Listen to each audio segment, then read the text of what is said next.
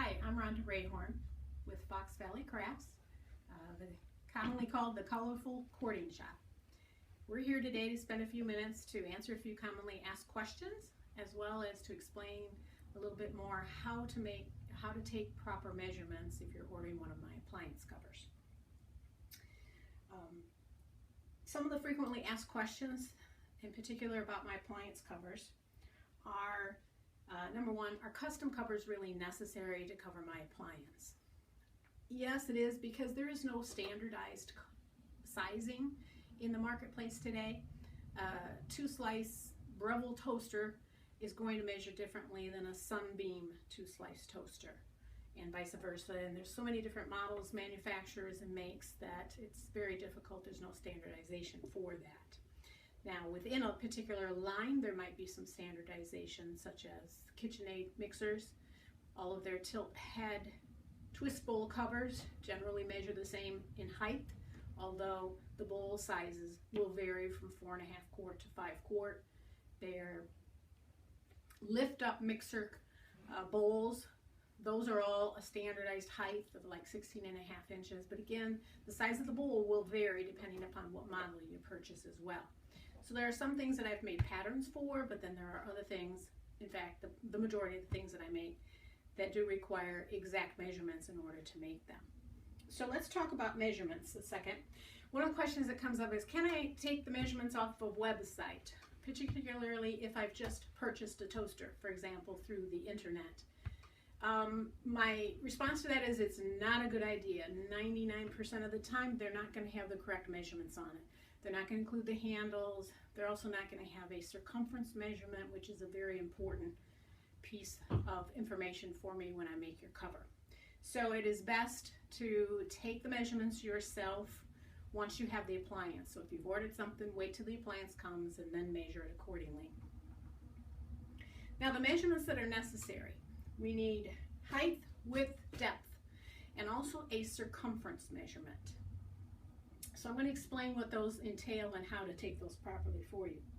Remember, when you're taking the measurements, to always include your handles and also take it at the widest point of the appliance. And I have my toaster here. We're going to use my toaster as kind of an example.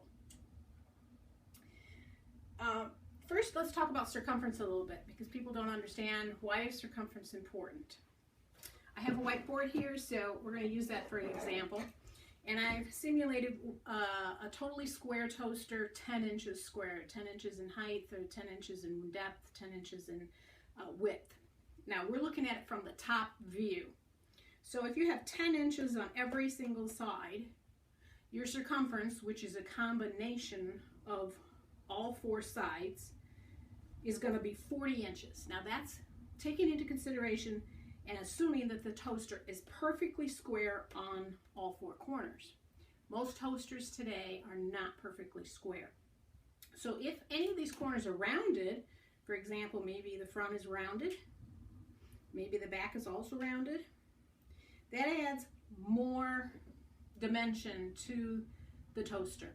So this measurement here, if we assumed it was totally square, we might measure it as 40 inches. But in reality, if you take the measurement all the way around the toaster, it might only be 36 inches.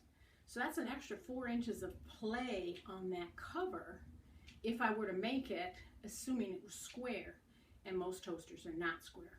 Some appliances are rounded on the front, they're square on the back. Some are rounded on the front, and then they're really rounded on the back. Some of your KitchenAid food processors, for example, are that way.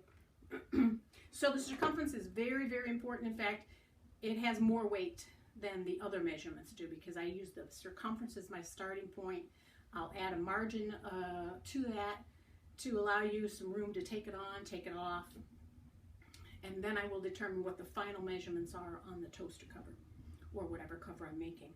Now, in particular, when you take an appliance, what's width, what's depth, and what's height? Well, height is pretty self-explanatory. To get the height, you may want to take and position it, and maybe if it's especially if it's really rounded on the top, take a book or something flat and put it on the top of the appliance and then measure from your countertop up. Toasters can be positioned 2 different ways depending upon how you have them on your countertop. If this were, let's say, a wall, you might have it when you store it this way, back against the wall with your controls in the front. Other people might actually want to store it this way. So you need to determine that, which way you prefer it, because when I do my cording and I make my toaster covers, generally the front is one piece, the back is another piece, and then I have one complete piece of fabric that comes up, over, and down. The cording is going to run this way and also on the back. If you want it this way, then this becomes your width, this becomes your depth. Of course, the height stays the same.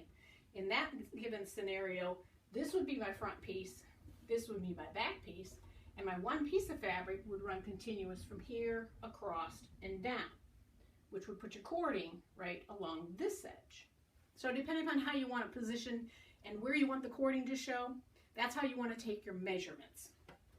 So for our example, we're just going to position it this way, assuming this is front, this is back, and we're going to take measurements on this. To take measurements, obviously you're going to need pen, pencil, piece of paper. You're also going to need preferably a sewing tape measure that's very flexible to use for this. Also perhaps some tape.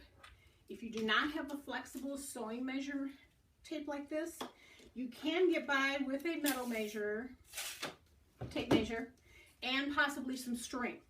And I'll show you how to use those items. Now in this particular toaster, I have two things that I have to watch for. I have a handle here, and then if you notice, my base is wider down here at the bottom. It has this plastic piece that goes around it.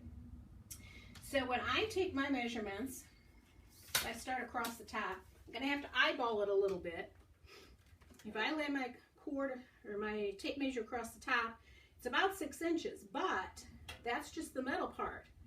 I really need to add for the base down here as well, and if I take that into consideration and eyeball it, it's more like 7 inches.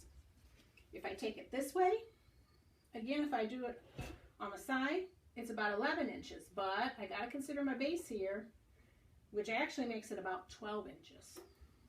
Height, if I stick my book on that or some other flat surface, and I measure straight up from the countertop, that's going to be 8 inches. Now circumference. This circumference, it gets a little tricky. Again, the circumference is going all the way around the appliance. Now if you're doing this as a single person, individual, no help, it gets really hard to do this. So this is where your tape may come in handy. You may need to actually tape the tape measure to the side of the toaster or around the toaster. Now in my case, I'm doing it at the base because that's the widest. So if I come all the way around and I meet back in the center, that gives me 35 1/4 inches. So that tells me I have to make the cover at least 35 1/4 inches to clear the bottom base. I will add a margin to that, and then I will figure out then what my front and my back, what size I'm going to use for that, and also what the middle piece is. My cording in this case would run from here across the top and down here. So that's how you would take the measurement if you use a tape measure. Now if you use a metal tape measure, you can do the same thing with as far as the width, the depth, and the height. Obviously you can't bend this around it and get an accurate measurement on it. This is where your string will come in handy. Use your string as if it's a tape measure. Again, use tape. You can tape it right to the front of your toaster, and then take this string all the way around. You will probably want to also tape it as you go around the appliance. You'll go all the way around the appliance, meet back in the front, meet back right at the beginning. You can mark it with a pen or a pencil, or a marker even if you've got a marker. And that basically is how long or what your circumference is. And then use your tape measure to measure from start to end, and that'll give you what your measurement is for your circumference. So even though you don't have a flexible sewing measure, you can still take the measurement anyway on any appliance. Now you can put these measurements on your order when you order from me. Usually there's a spot for note to seller on most of the websites where I have shops where you can add the measurements right into the order. And again, I need all 4 measurements on that. If you don't have access to the appliance, maybe it's a gift, we can do gift certificates, and I can issue you a gift certificate that you can send to the recipient, and then I can work with them to get the measurements on the appliance. There's various ways that we can do that for you. If you don't have the measurements but you still want to place the order, you can go ahead and do that. I will always contact you and acknowledge that I have your order, and then work with you after that to get the correct measurements in order to process and make your cover for you. It's also very helpful if you can send pictures to me. Either attach it to your order if you have that capability. You can also email those pictures to me at my website or my email address, which is foxvalleycrafts@sbcglobal.net. If you email them to me, be sure to put your name on it, maybe your order numbers or something, so that I can match those pictures up to the actual order that you've placed. That way we get the correct measurements. There are some appliances such as new wave ovens and any round covers and so forth where the measurements are going to need to be a little different. Again, I will send you an email. We'll work together on getting the proper measurements on those, because those are a little bit trickier to get. I'm also available by phone if you want to give me a call. My cell number is 815-238-7150. Please call me and we can set up a time where maybe you're going to be free and I'm going to be free, and we can work together and I can talk you through how to take the measurements on your appliance. I'm willing to do that as well. So hopefully that will answer most of the questions that I get asked, and will give you some helpful suggestions on how to take the proper measurements on your custom covers. We would be happy to hear from you, and hopefully we'll be able to work on some covers for you. Thank you.